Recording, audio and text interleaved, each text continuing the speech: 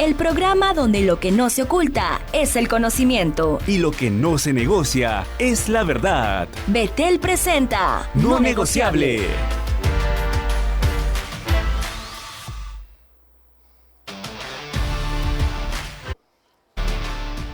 Muy buenas tardes, amigos de todo el Perú. ¿Cómo se encuentran? Nuevamente estamos aquí en tu programa No Negociable, transmitiendo por Betel Radio en los 100.1 FM en Lima y 660 AM, y también, por supuesto, en todas las emisoras a nivel nacional por donde se escucha Betel Radio, porque Betel Radio te acompaña. Estamos hoy lunes 2 de diciembre y el tema que vamos a abordar, como siempre, es un tema de interés nacional, porque son temas del ciudadano de a pie que nosotros debemos conocer. Pero antes de pasar a anunciar el tema, por supuesto, quiero saludar a mi partner, como siempre, Jorge de Lama. Muy buenas tardes, amigo, ¿cómo estás? ¿Qué tal, Isabel? Buenas tardes, amigos. Bienvenidos a una nueva edición de su programa No Negociable. Estamos desde la cabina de Betel Radio en la frecuencia 100.1 FM y 660 AM, transmitiendo las 24 horas porque Betel te acompaña. Así es, amigos, y esta tarde nos toca conocer un tema social muy sensible, porque tiene que ver con nuestra niñez, tiene que ver con nuestros escolares. Así que el tema elegido para el día de hoy es responsabilidad penal en el caso Caliwarma. ¿Conoces el programa Caliwarma? ¿Sabes los índices de anemia y de desnutrición que existen en nuestro país? ¿Y cuál es la responsabilidad penal en la que podría incurrir el ministro de Desarrollo e Inclusión Social y en general sus directivos y este ministerio en cuanto a lo que es el tema de los niños, de la alimentación de los niños? Bueno, es responsabilidad penal en el caso Caliwarma, y para eso ya se encuentra en los estudios de Betel Radio nuestro invitado del día de hoy. Él es el doctor Yarcinio Yarlequé. Es abogado, catedrático en Derecho Penal y Derecho Penal Internacional por la Universidad San Martín de Porres, magíster en Derecho Penal por la Pontificia Universidad Católica del Perú, máster en Política Criminal por la Universidad de Salamanca, España, con doctorado en Ciencias Sociales y Criminológicas por la Universidad de Cádiz, España, y se ha desempeñado como gerente de la Oficina de Proyectos y Cooperación Técnica Internacional del Ministerio Público y como asesor del despacho del Fiscal de la Nación, nada más y nada menos, doctor Yarlequé. Muy buenas tardes. Muy buenas tardes, doctor. Gracias por estar con nosotros en este espacio en donde vamos a hablar precisamente de un tema que usted conoce, como es el derecho penal, la responsabilidad penal de los implicados en los casos que está habiendo del programa Caliwarma, un programa pues dirigido a los niños, dirigido a nuestros escolares, que son el futuro de nuestro país. La primera pregunta a realizarle, doctor, es: ¿qué delitos pueden imputarse a estos funcionarios del ministerio involucrados en contratación y supervisión de las empresas proveedoras? Hace poco salió un reportaje en televisión abierta acerca de que se habían encontrado, pues, por ejemplo, latas de atún en descomposición que se daba a los niños en las escuelas, y queríamos saber, doctor, la responsabilidad penal que puede imputarse a los funcionarios. ¿Qué nos puede decir? Muy buenas tardes con todos, muchas gracias por la invitación, para mí es un placer acompañarlos el día de hoy. Bien, en relación a las preguntas sobre la imputación que le correspondería pues a estos funcionarios públicos, ya hay ciertas investigaciones que están generándose propiamente sobre actos de corrupción de funcionarios, propiamente el delito de cohecho. Asimismo, como ya se sabe, se ha podido encontrar, por ejemplo, productos de avena, donde se ha encontrado moho por la DIGESA. También se ha podido encontrar carne de caballo. Es decir, todo está como una presunción, como un presunto hecho que podría haberse cometido.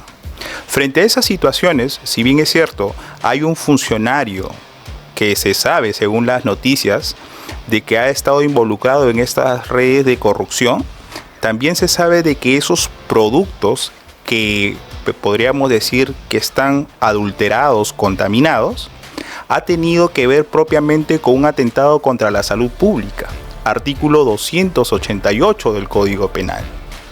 Frente a esa situación también tendría que verse si ese consumo de productos ha generado, por ejemplo, en algunos casos, algún tipo de lesión grave tal vez. También está regulado en nuestro Código Penal, por ejemplo, el artículo 294C. Lo que sí parece un poco raro es que estos delitos que afectan propiamente la salud pública no tienen como connotación la pena de inhabilitación, porque si un funcionario público está vinculado con estos actos que afectan propiamente la salud pública, también deberían ser inhabilitados. Claro, no debería quedar solamente en una sanción penal. Ahora, según lo que entiendo, y sobre lo que he estado viendo en el tema, es que hay primero una provisión defectuosa, digámoslo así, ¿no?, del producto. Y luego, creo que lo que ha pasado es que se ha sobornado gente del mismo programa Caliwarma para tratar de maquillar los resultados de lo que se había encontrado. Entonces ahí estamos hablando de un delito de corrupción de funcionarios en términos generales. Pero doctor, ¿cómo se configura el delito de corrupción de funcionarios en este caso, considerando las prácticas de soborno? Nos lo decimos de manera muy coloquial, ¿no? La palabra, porque creo que el término es cohecho. Entonces, por favor, si nos podría explicar cómo es que se configura el delito de cohecho en este caso puntual. Con mucho gusto. Lo que pasa es que el delito de cohecho es el que se conoce como el delito de corrupción de funcionarios, también donde procede coloquialmente el término la coima. Okay. Es donde el funcionario público puede aceptar, puede incentivar, puede condicionar para poder recibir una dádiva. Se tiene conocimiento que ha habido un personal del Caliwarma propiamente que ha estado en contacto con personal también de Digesa para alterar los resultados y decir que esos productos que han sido, esos insumos que han podido ser detectados que hay moho o que pertenecen a otro tipo de carne y no carne de res, con la finalidad para que los resultados hagan positivos, es decir, que no haya pasado nada, a pesar que los niños de Puno han sido intoxicados. Esa ha sido la finalidad, es decir, como que poner en el tapete, falsear la información. Incluso podríamos decir que, como muy bien señalan, estaríamos ante el delito de corrupción de funcionarios, pero también ante una falsificación de documentos. Claro, exactamente. O sea, estamos hablando de un concurso de delitos que hace que esto sea una investigación compleja, ¿o no? Le pregunto. Sí, porque cuando se habla de corrupción propiamente del cohecho, hay toda una red que puede facilitar eso. Imagino yo que en estos aspectos siempre hay personas que están vinculadas, receptoras, que ya esto viene operando desde el año 2021, donde se ha venido detectando esa información. Entonces esa situación también es preocupante. Poder determinar los alcances de una red de corrupción a nivel interno también no es propia. Es decir, genera también que haya información de por medio de algunos agentes. Hay trabajadores de Caliwarma que han dado información al Ministerio Público. Y es por eso que el Ministerio Público ha considerado que, yo imagino que en el transcurso del tiempo va a poder determinarse que estamos ante una investigación compleja. Claro, doctor, por supuesto, hay todo un concurso de delitos y se va a tener que investigar, pero también quería preguntarle, no solamente desde el punto de vista de la corrupción de funcionarios, que son los señores que están en el Ejecutivo, principalmente aquí en el Ministerio de Desarrollo e Inclusión Social, sino cuál es el nivel de responsabilidad que tendría la empresa que provee estos productos, que no están adecuados para el consumo humano, mucho menos para los niños. ¿Cuál es la responsabilidad que tendría la empresa proveedora al entregar un producto además diferente al contratado y que pone en riesgo la salud? Como persona jurídica, o sea, no solamente, sino interesante la pregunta que hace Isabel, porque ¿hay un tema penal con las personas jurídicas en el Perú? Hay en otros lados, pero ¿aquí hay? En el caso peruano sí. Hay una ley ya desde el año 2015 en adelante que ha considerado no solamente una responsabilidad administrativa de las personas jurídicas, sino también una sanción penal. Es más, el artículo 105 y 105A regula cuáles son esas consecuencias jurídicas que podría sufrir una persona jurídica. Se ha estado trabajando proyectos donde inhabiliten que estas empresas privadas, si es que logran ser sancionadas, puedan luego contratar con el Estado. Por ejemplo, también está la suspensión de las actividades económicas, el cierre del local como consecuencias jurídicas. Pero propiamente hay que tener en cuenta que cuando las empresas o las personas jurídicas son sancionadas, primero van por la vía administrativa, para ver si verdaderamente existe alguna responsabilidad. Y eso no escapa propiamente de una responsabilidad penal. Bien, doctor, pero me imagino que antes de eso, para poder determinar las pruebas de si hay delito, pues para poder demostrar la culpabilidad de los responsables va a tener que haber pruebas que sean pues definitivas, ¿no? ¿Cuáles serían estas pruebas? Sí, efectivamente. Si ya hay por lo menos a una investigación, se ha determinado que hay productos, por ejemplo, avena, se ha determinado que hay conservas que aparentemente tendrían algún resultado que no sea carne, por ejemplo, de res, sino carne con espécimen de caballo. Y la avena se ha determinado que aparentemente podríamos alcanzar un moho. En consecuencia, si esas son las pruebas que ya han sido detectadas por DIGESA, eso podría contribuir para poder considerar ese delito del artículo 288 del Código Penal como una suerte de ¿qué? De que ese tipo de alimentos no es apto para el consumo humano. Y lo han hecho pasar con una finalidad de que crean que eso es beneficioso para nuestros niños. ¿Y hay un agravante en el caso de niños o no? Porque no conozco el tema, pero en caso de que sean los niños los afectados, porque ya estamos hablando del tema de este artículo, pero también podríamos estar hablando de lesiones. Sí, muy bien. El artículo 294C se refiere propiamente si ese producto, alimento, bebida para el consumo humano es adulterado a propósito, a sabiendas. ¿Eso qué genera? Si genera lesiones graves o la muerte, la pena que recibiría la persona natural es entre 8 a 15 años de pena privativa de libertad. Pero lo curioso de todo esto es que estamos hablando de un concurso de delitos. Propiamente en términos jurídicos sería un concurso real, donde las penas se suman. Se van a sumar. ¿Y a cuánto, por ejemplo, acá, para tener una idea, según su experiencia, doctor, ¿cuántas personas tendríamos involucradas como mínimo, no? O sea, es decir, no vamos a saber exactamente cuántas personas están, pero como mínimo, ¿y cuáles serían sus responsabilidades penales, no? Como autor, como cómplice, según lo que usted ve del caso, porque obviamente todavía esto está en investigación, así que tampoco vamos a tener un tema preciso, pero para que la gente pueda entender, en esta red, donde hay una persona que entrega productos en mal estado y luego soborna a empleados, que no sería la primera vez que lo sobornan, no hablo de esta empresa, sino otras empresas, para falsear los documentos, ¿qué responsabilidades penales y niveles de actuación usted encontraría allí? En esos casos, como hablamos de una red de corrupción, como muy bien ha señalado, todo esto está en etapa preliminar. Efectivamente, podríamos decir que esta red de corrupción podría alcanzar incluso niveles de criminalidad organizada. ¿Por qué? Por la cantidad de personas que podrían estar involucradas en este proceso. Es más, como muy bien ha señalado, este caso de Caliwarma no es un caso que viene recientemente del 2024. Ya han habido reportes, incluso también han habido separaciones de personas que han trabajado en Caliwarma porque han estado involucrados en temas de corruptela.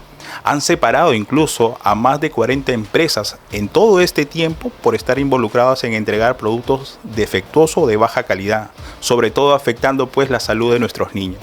Por supuesto. Doctor, pero también quería preguntarle desde el punto de vista ya no solo de lo que está sucediendo, lo que ha pasado lamentablemente con el programa Caliwarma, sino dado que este es un espacio legal, jurídico también, que nuestra población, que nuestra audiencia pudiera entender un poco de los delitos que usted ha mencionado, el cohecho, el artículo 288, el 294C, los tipos penales en que habrían incurrido, porque está en investigación todavía, los funcionarios del MIDIS. Correcto. Si bien es cierto, como primer punto al que nosotros hemos podido tener alcance, hablamos de un delito de corrupción de funcionario, donde hay la posibilidad de que un funcionario que trabaja en el programa Caliwarma haya solicitado un beneficio con la finalidad también de ocultar la información. Segundo, también se le tiene en cuenta en estos casos una falsificación de documentos. La falsificación de documento no solamente castiga al que use el documento, sino también al que fabrique el documento. Ahora, el artículo 288 tiene que ver básicamente con el tráfico de insumos, de bienes, de alimentos que están adulterados y que son para consumo humano. Y es decir, el Código Penal regula que si a sabiendas se hace o se distribuye alimentos, bebidas para consumo humano sabiendo que son adulterados, es por eso que la pena puede llegar hasta los 4 hasta los 8 años. Y si de esos productos se generan lesiones graves o la muerte de personas, la pena puede llegar hasta los 15 años de pena privativa de libertad. Bien, y el artículo 294C también nos mencionaba. Esa es la agravante, en caso haya lesiones o en caso haya muerte de la persona que consume el producto. Ah, interesante, doctor, todo este concurso real de delitos.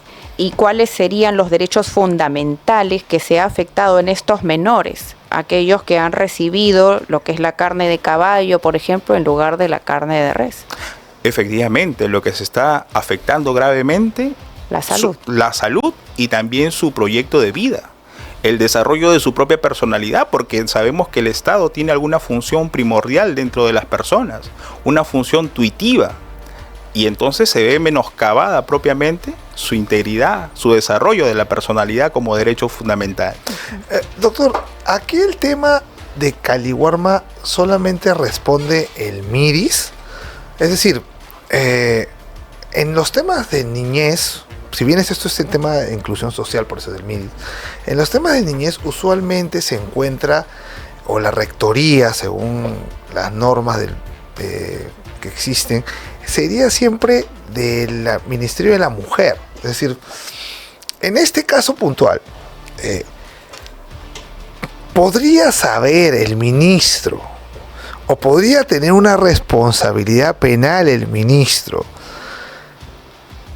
por este caso? Le hago una pregunta. Muchas veces cuando van a las acusaciones constitucionales, los ministros dicen, bueno, ¿sabes qué? Por el principio de confianza, yo confío en la gente que está debajo mío, porque yo no puedo estar atendiendo pues todo, para eso hay una estructura orgánica, ¿no?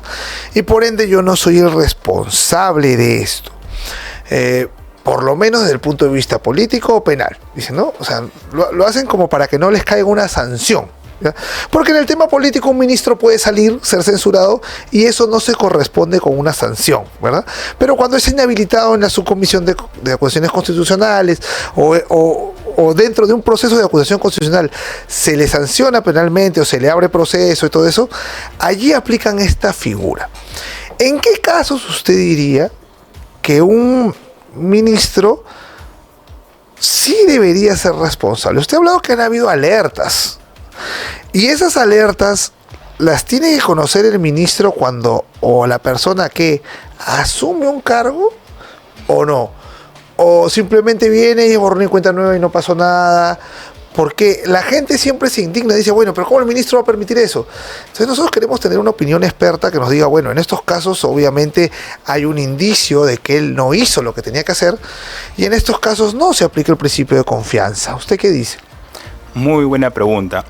A ver, hay dos cuestiones interesantes aquí por resolver. La primera es de que puede un ministro asumir la cartera, en el caso del Ministerio de Inclusión y Desarrollo Social, el MIDIS, que puede hacer que está cumpliendo este periodo y tenga ya previo conocimiento que han habido acciones de corruptela.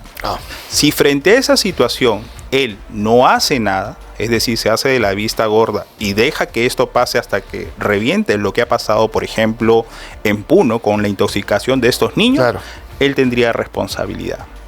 Pero si en caso él tomó las cautelas del caso para poder sobrellevar esa situación cuando conoció, él en este caso está siendo diligente. La responsabilidad que podría recaer, por ejemplo, en un ministro que tenga cierta responsabilidad o que toma una cartera, es la de actuar diligentemente. Hay una situación en el derecho penal que se conoce como la posición de garante o la posición de garantía, donde el superior va a responder propiamente si no fue diligente. a pesar que él no haya ejecutado el acto. Pero él tenía una posición de garante de ser diligente con lo que está dentro de los pasivos y en los activos en los que recoge un ministerio.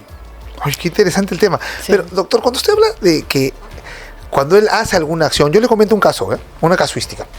Creo que es bueno aprender con casuística.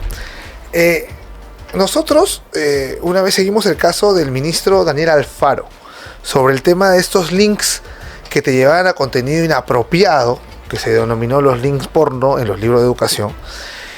A él se le menciona del tema en el Congreso de la República en una sesión de la Comisión de Educación donde él había sido invitado.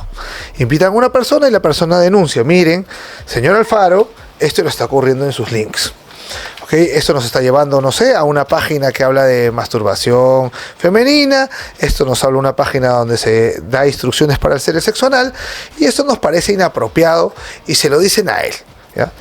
Él luego dice que fue con el viceministro, cuando ya empieza la acusación constitucional, porque eso no se quitó. Él viene con el viceministro, él dice, yo fui con el viceministro y le dije que vea el tema.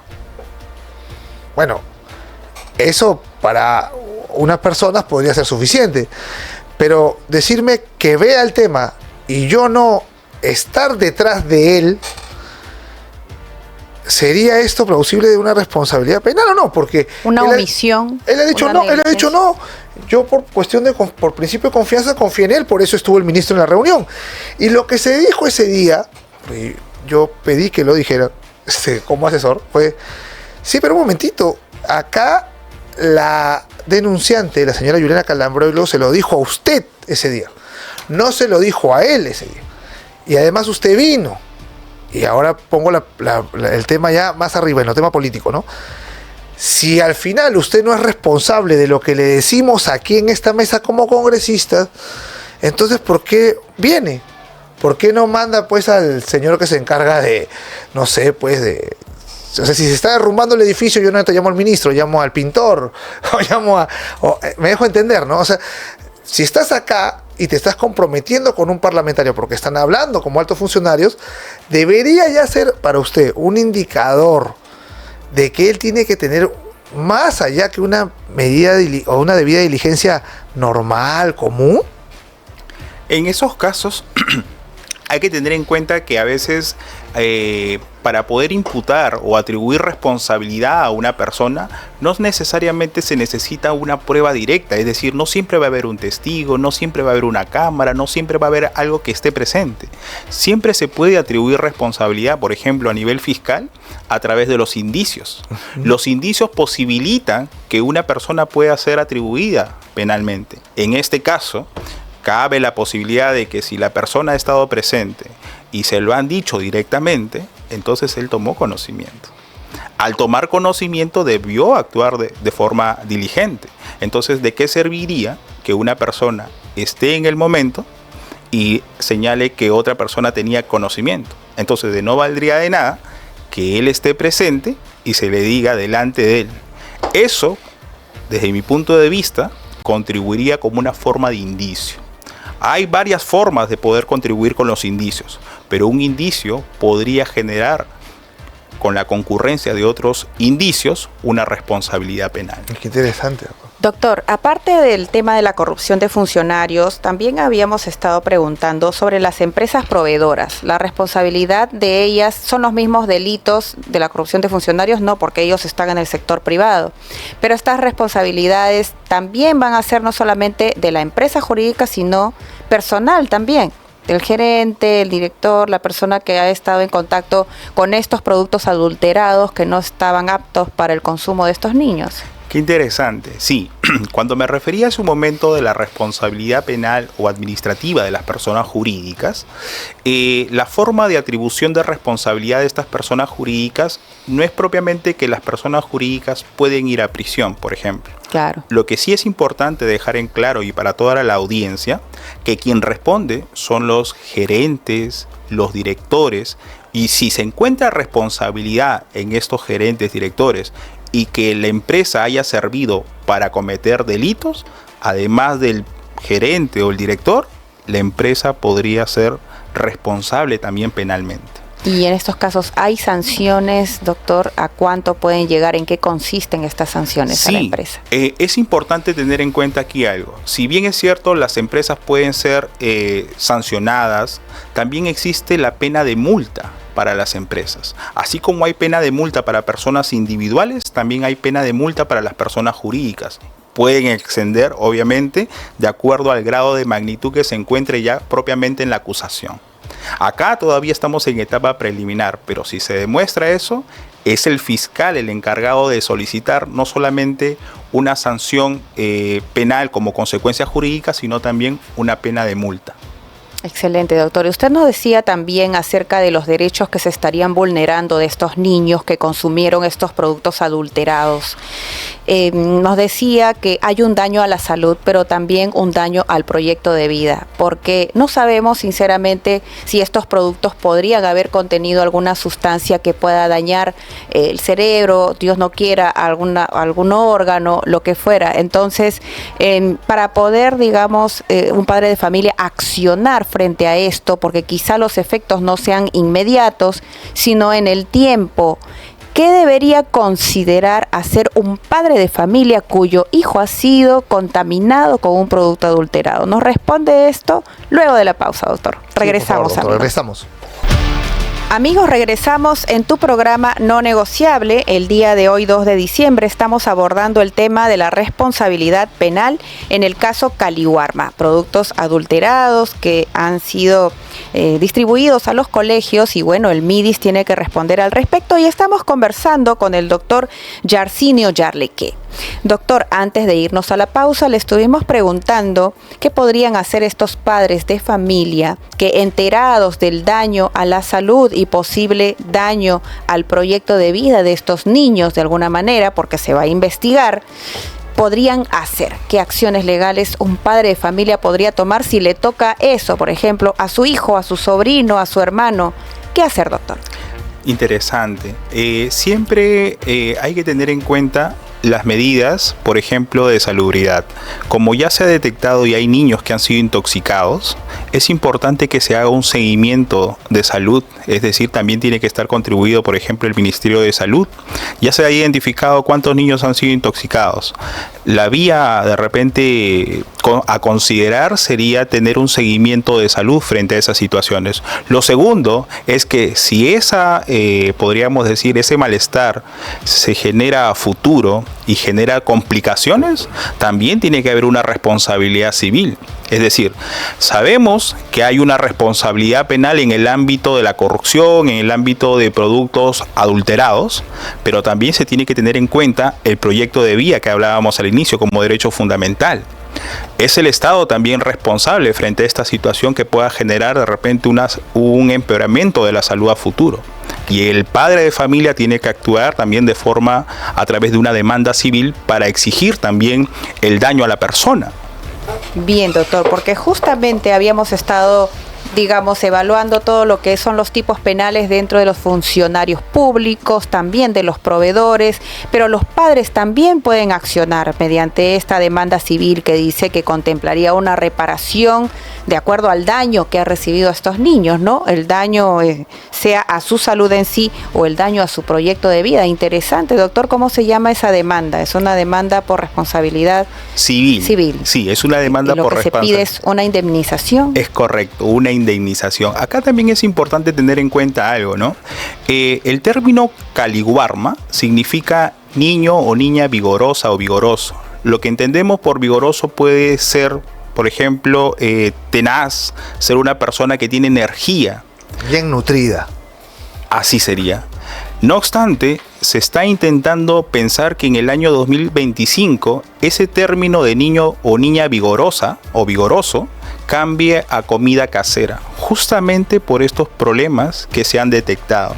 Y lo que se está buscando frente a esta situación es crear un comité en todos los colegios del Perú a partir de la ZAPAFA, de la Asociación de Padres de Familia, para que fiscalicen y además para que propongan qué medidas pueden hacer frente a ese tipo de productos que pueden venir y puedan consumir sus niños.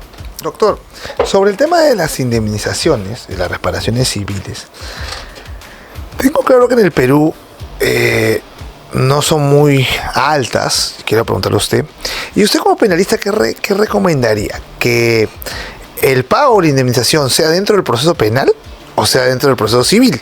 Porque según lo que me han contado, es que, y según lo que también he podido ver algunas veces, hay diferencias en cómo el juez penal mide la indemnización por estar acostumbrado a temas penales y otras como el civil lo mide. ¿Usted qué recomendaría y qué piensa del nivel de las indemnizaciones que se dan ahora? Yo no he dicho si son altas o bajas, usted lo dirá.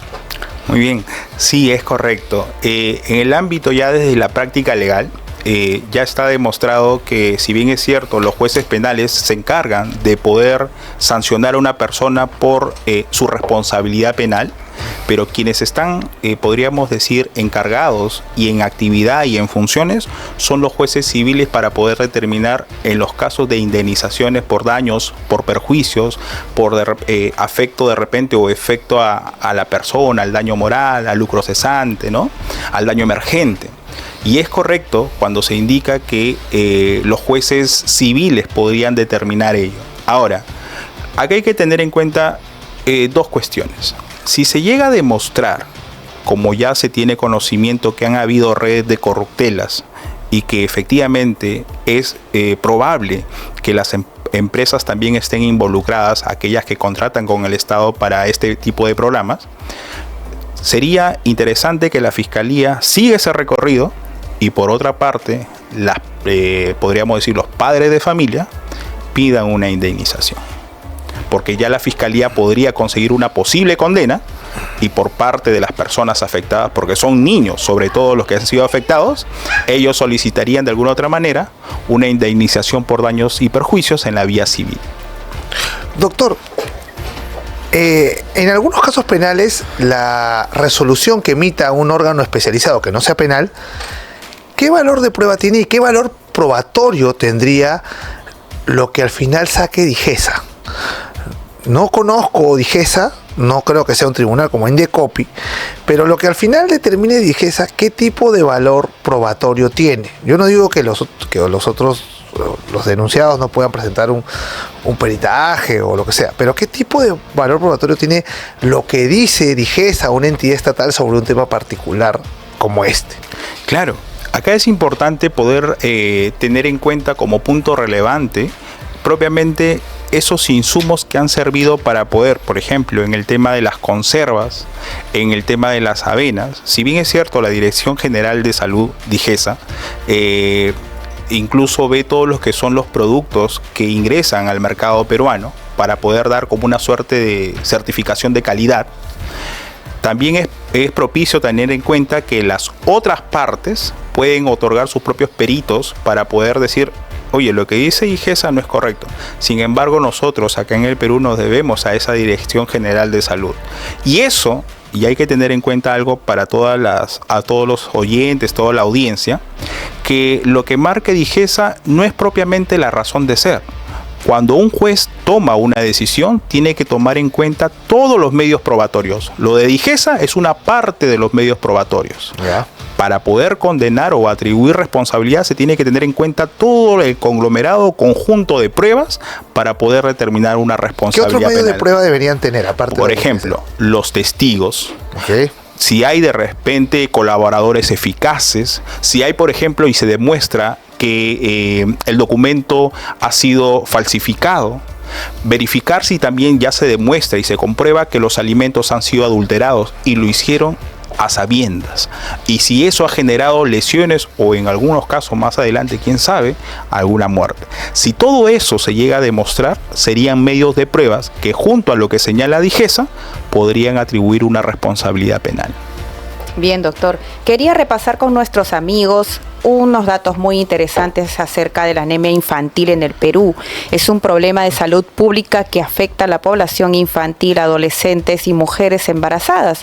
En 2023, el 43.1% de niños de 6 a 35 meses de edad padecían anemia, lo que representa un incremento respecto al 38.8% de 2021. Sabemos que la anemia afecta terriblemente el desarrollo de nuestros los niños, y creo que es una de las razones fundamentales por las que se creó este ministerio, ¿verdad? El Ministerio de Desarrollo e Inclusión Social, con este programa Caliwarma, que ya tiene varios años. Pero doctor, ¿cómo lo ve usted desde el aspecto político? El Ministerio de la Mujer y el Ministerio el MIDIS, en este caso, podría ser, porque se ha estado sugiriendo que tal vez deberían fusionarse estos ministerios, porque el Ministerio de la Mujer también ve la población vulnerable, vela por la población vulnerable, dentro de esa población están los niños. Y luego está también el Ministerio de Desarrollo e Inclusión Social, que también se vela por la población vulnerable. Nuevamente, aquí también están los niños. Usted, que ha sido asesor en la Fiscalía de la Nación y también como catedrático y hombre de derecho, de leyes, ¿qué nos puede decir al respecto esto de la organización del Estado con respecto a estos dos ministerios y sus funciones? Aquí es necesario también tener en cuenta dos cuestiones. ¿Por qué digo dos cuestiones? Así como existe pues una responsabilidad penal, una responsabilidad civil, también hay una responsabilidad política. En caso haya de repente una falta de diligencia, en estos casos de estos dos ministerios, de la mujer, que aparentemente podríamos decir que están viendo también no solo a la mujer, sino también a los grupos vulnerables, y en el caso del MIDIS estaría viendo a los niños, supuestamente estaríamos diciendo que estamos usando dos ministerios frente a un mismo hecho, frente a una misma situación. A mi parecer, creo yo, dentro de lo que he podido notar frente a esta problemática, yo creo que lo que pasa por aquí es más un tema de control, de fiscalización. Me parece que hay situaciones donde no se controla, donde no se fiscaliza, o simplemente nos tapamos los ojos, es donde existen estas falencias, estos problemas. Me parece que el programa que se ha generado, que se ha creado, es para proteger a nuestros niños, para que todos estén aparentemente bien, pero frente a este tipo de corruptelas, frente a este tipo de, podríamos decir, de situaciones que afectan propiamente a nuestra niñez, yo considero que debería existir un mayor control, una mayor fiscalización. Allí estamos fallando, y es precisamente el tema que también sucede con la Contraloría General de la República. Creo que hay como 2.000 municipalidades pequeñas y centros poblados, y no alcanza, digamos, la parte logística operativa para poder fiscalizar hasta el último rincón, digamos, del Perú. No hay lugares muy recónditos, doctor. Y de repente también suceden estos casos del programa Caliwarma en sitios un poco inaccesibles. ¿Cómo poder saber esto y poder controlarlo, como usted dice, fiscalizar, supervisar? Mi comentario respecto a los ministerios fue porque quizá con la fusión de los ministerios podríamos obtener mayor presupuesto para precisamente luchar contra la anemia, que exista un programa mucho más fuerte, agresivo para la lucha contra la anemia, doctor. Quería complementando el comentario que has hecho tan atinado, Isabel, que tal vez lo que podría también hacerse es rotar al personal, porque lo que yo noto de una mafia o interna es que hay posiciones en las cuales ellos dominan. Y ese dominio del hecho, y yo no vamos a hablar en temas penales, sino cómo dominar cuando sale la muestra, cómo es el procedimiento de muestra, es gente que está allí desde hace tiempo. Entonces, cuando tú empiezas a hacer rote de personal, lo envío para allá, ahora te vas allá, prácticamente sin saberlo, les complicas la articulación. Es decir, ¿no? Oye, ¿sabes qué? Todo el personal de Caliwarma en cierto momento se va a hacer otra cosa acá y regreso. Yo lo digo porque en empresas yo lo he hecho, ¿no? Es decir, no estoy acusando a nadie en la empresa, no, sino simplemente, bueno, los que están viendo este tema hoy lo ven 3 meses y de ahí se va otro. El que compra 3 meses acá, por ejemplo en Mina, y de ahí el otro viene a comprar acá a Lima, no en Mina. Después en Planta, no en Mina, a Lima.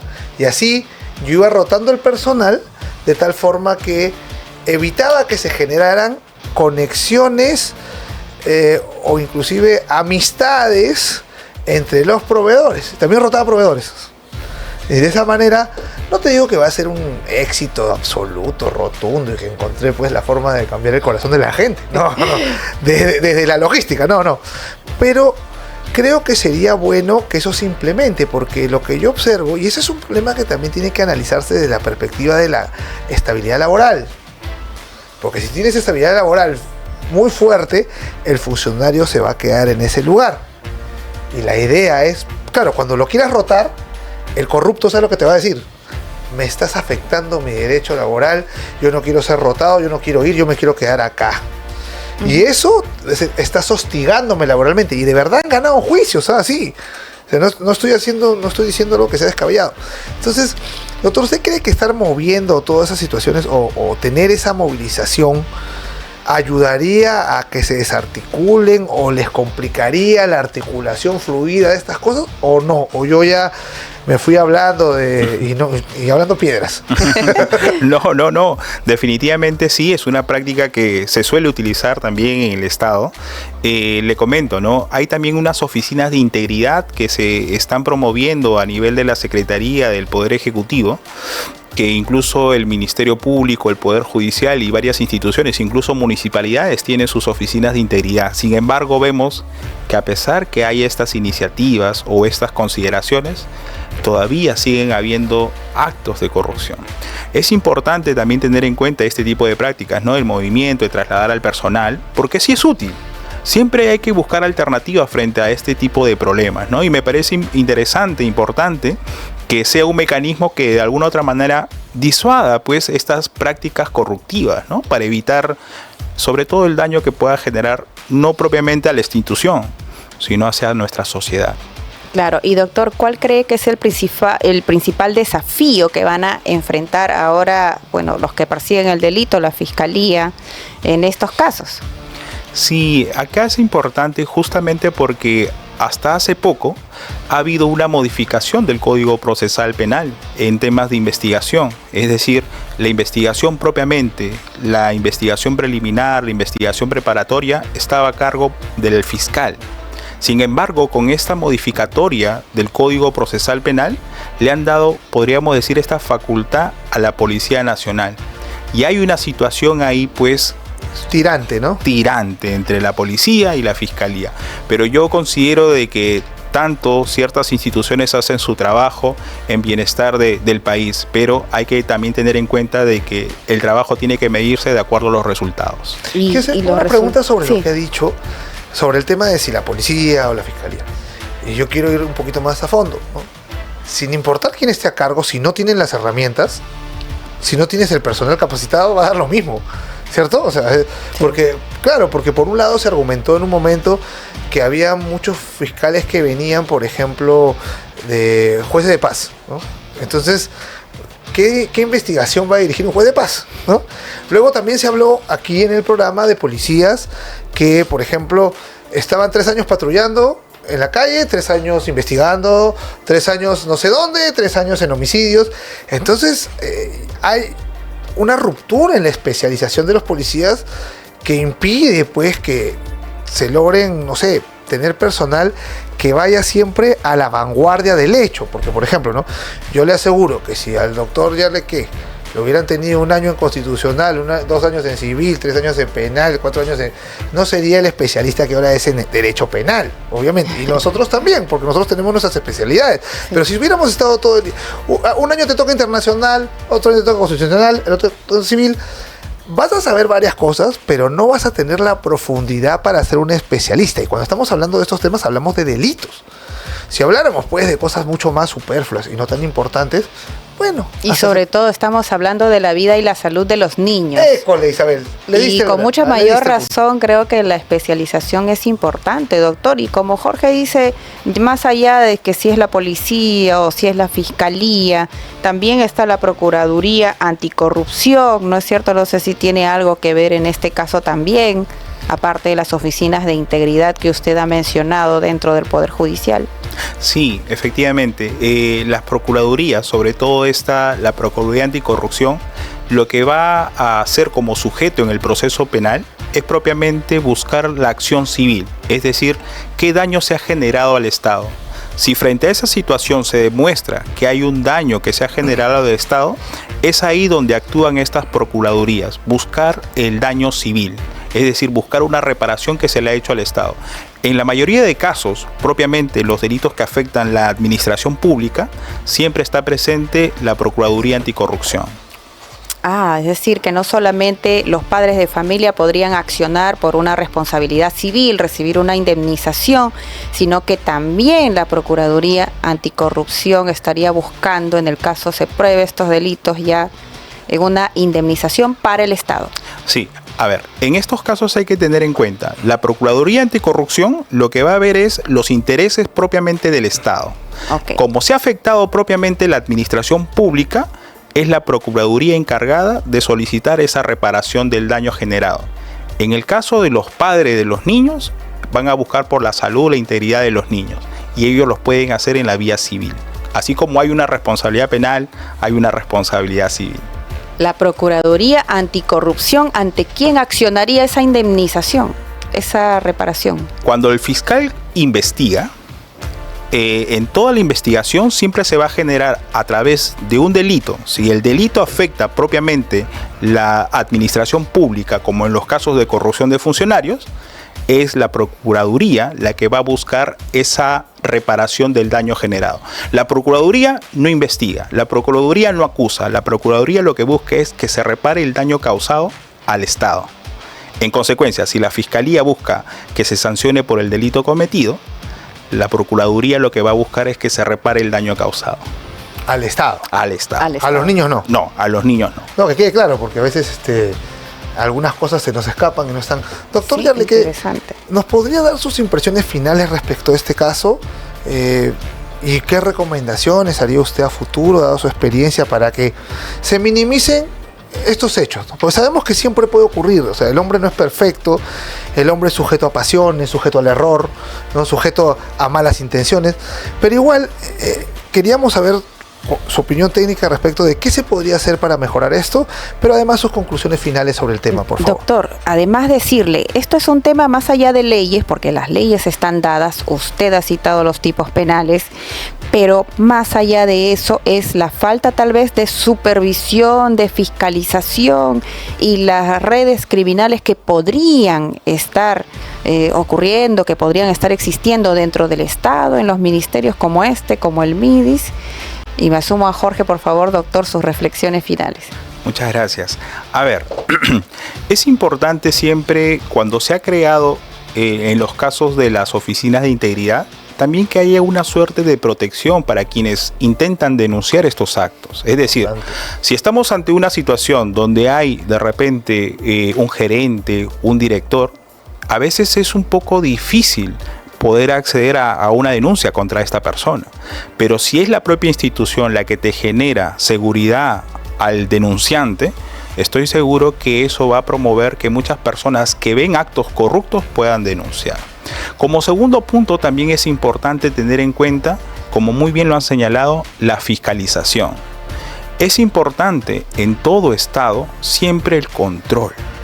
Creo yo que dejar siempre a manos abiertas permite también que haya un exceso de confianza. Y me parece que una institución del Estado que le pertenece sobre todo a todos los peruanos, y son esas instituciones del Estado que se tienen que legitimar ante las personas, porque las personas son los que dan validez a las instituciones del Estado por el servicio que brindan, también tienen que ser controladas y fiscalizadas. Es decir, tiene que haber ojos, tiene que haber control. Hace un momento se decía de que hay lugares recónditos. Sí. El Estado también tiene que llegar a esos lugares. No puede haber lugares sin control, porque si hay lugares sin control, ¿qué es lo que puede generarse? Corrupción. ¿Qué es lo que se puede generar? Facilitar la comisión de varios delitos. Y eso propiamente no le afecta a una persona, sino le afecta a toda una sociedad. Así es, doctor. Estuvo con nosotros el doctor Yarcineo Yarleque. Le agradecemos muchísimo su presencia, gracias, doctor, y lo esperamos quizá en un próximo programa. Sí, por favor. Y con nosotros ha sido todo, amigos, por el día de hoy. Nos vemos en una próxima edición de su programa No Negociable. Chao, chao. Chao, amigos.